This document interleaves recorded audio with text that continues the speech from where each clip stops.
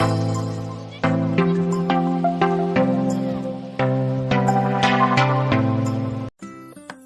teman-teman semuanya, kembali lagi di channel Mang Kinoy tentunya. Nah, kali ini di sini saya akan membagikan resep tentang cara membuat cilor yang enak dan juga mantul ini ya. Apalagi teksturnya ini sangat renyah dan juga crispy. Nah, oke, tanpa berlama-lama langsung saja kita buat ya cilornya, dan kita tonton videonya dari awal sampai akhir tentang cara membuat cilor ini ya, teman-teman. Oke, di sini sudah saya siapkan bahan-bahannya untuk membuat cilor tersebut ya. Nah, yang pertama di sini ada 5 sendok makan tepung terigu serbaguna. Tapi yang saya gunakan di sini hanya tepung terigu yang rendah protein saja ya. Lalu di sini ada 5 sendok makan tepung tapioka.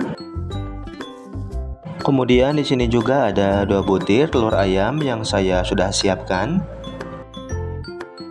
Lalu di sini juga ada 200 ml air mineral. Selanjutnya di sini juga ada 1 sendok teh garam. Kemudian ada kaldu jamur sekitar 2 sendok teh saja yang saya pakai. Lalu ada 2 lembar bawang daun yang sudah diiris seperti ini. Dan yang terakhir di sini juga ada 2 siung bawang putih yang sudah dihaluskan ya, teman-teman. Nah, jadi itu saja ya bahan-bahan yang saya gunakan untuk membuat cilor tersebut. Untuk langkah yang pertama di sini saya siapkan teflon. Selanjutnya kita masukkan 200 ml air mineral ke dalam teflon. Dan di sini juga saya gunakan teflon yang anti lengket ya, teman-teman. Lalu masukkan bawang putih yang sudah dihaluskan seperti ini ke dalam teflon. Kemudian kita tambahkan 2 sendok teh kaldu jamur ke dalam teflon ya, teman-teman. Dan kita tambahkan juga 1 sendok teh garam ke dalam teflonnya ya.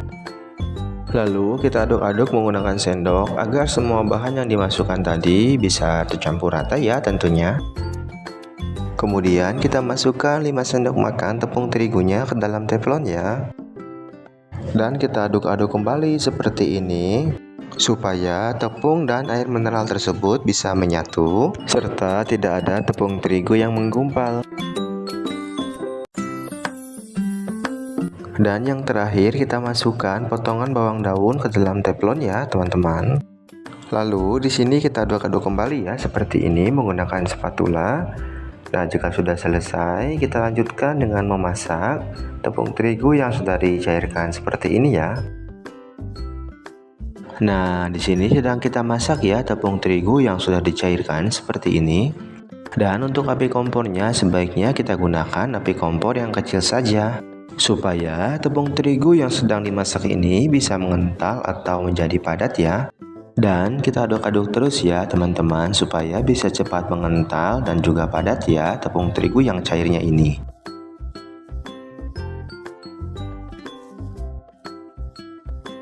Oke teman-teman, jika sudah menjadi kental dan juga padat seperti ini, kemudian di sini kita matikan api kompornya dan juga kita angkat ya teflonnya. Selanjutnya di sini kita masukkan 5 sendok makan tepung tapioka ke dalam wadah yang datar seperti ini ya. Lalu kita campurkan tepung tapiokanya dengan tepung terigu yang sudah dimasak barusan seperti ini ya. Selanjutnya di sini kita campurkan dengan menggunakan kedua tangan seperti ini. Nah, jadi di sini kita aduk-aduk menggunakan kedua tangan ya seperti ini, sampai tepung terigu dan tepung tapiokanya bisa menyatu dan membentuk adonan ya teman-teman. Dan lakukan secara berulang-ulang sampai semua bahan tersebut bisa menyatu dan juga membentuk adonan cilor ya teman-teman. Nah, jika sudah tercampur seperti ini dan juga membentuk adonan cilor yang padat, lalu di sini kita siapkan wadah kembali ya teman-teman. Nah, di sini saya gunakan wadah yang datar ya. Sebelum membentuk adonan menjadi bulatan yang berukuran kecil, di sini saya olesi sarung tangan yang saya gunakan dengan minyak ya, agar pada saat membentuk cilornya tidak lengket di sarung tangan ya teman-teman. Nah, jadi untuk cara membuatnya, kita ambil sedikit adonan cilornya dan kita bentuk bulatan kecil menggunakan kedua tangan seperti ini. Tetapi jika teman-teman tidak menggunakan sarung tangan juga boleh ya tentunya. Asalkan pada saat sebelum memulai atau membentuk adonan cilornya, terutama harus cuci tangan terlebih dahulu ya. Nah, jadi kita lakukan secara berulang-ulang seperti ini sampai semua adonan celornya kita bentuk bulatan kecil ya teman-teman.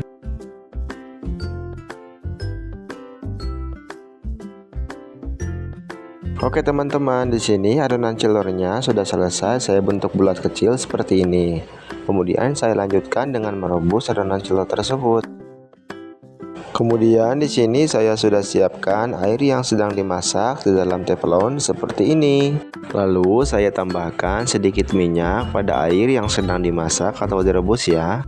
Jadi fungsinya supaya pada saat adonan celor direbus tidak lengket di teflon.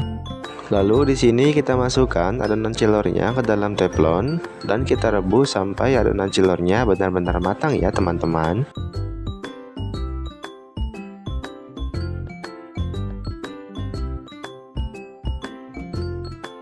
Dan jangan lupa kita aduk-aduk dengan menggunakan spatula agar adonan celor tidak menempel yang satu dengan yang lainnya ya, dan juga tidak lengket di teflon tersebut. Jika adonan celor yang sedang direbus ini sudah matang, lalu kita angkat dan kita buang air sisa rebusan celornya ya. Dan selanjutnya kita akan tusuk satu persatu adonan celor tersebut menggunakan tusuk sate seperti ini ya.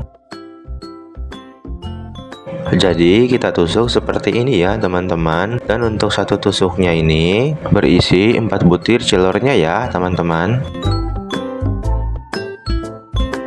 Jadi kita lakukan secara berulang-ulang sampai selesai ya tentunya.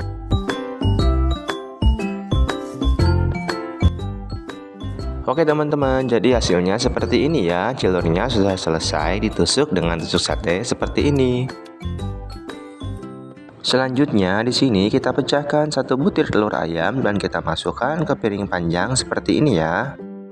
Lalu tambahkan sedikit garam dan tambahkan sedikit penyedap rasa.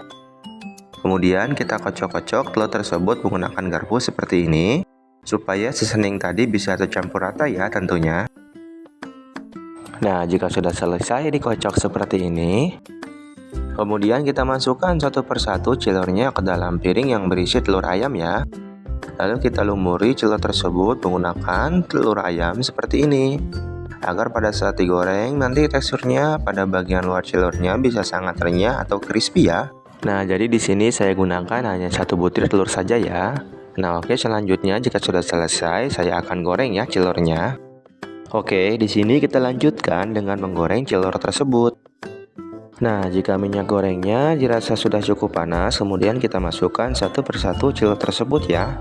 Dan kita gunakan api kompor yang sedikit besar supaya bisa cepat matang dan juga tekstur bagian kulit luar celornya bisa lebih renyah atau crispy ya.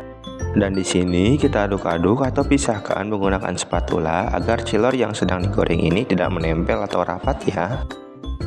Nah, jadi kita tunggu beberapa saat saja ya teman-teman sampai celor yang sedang digoreng ini benar-benar matang ya.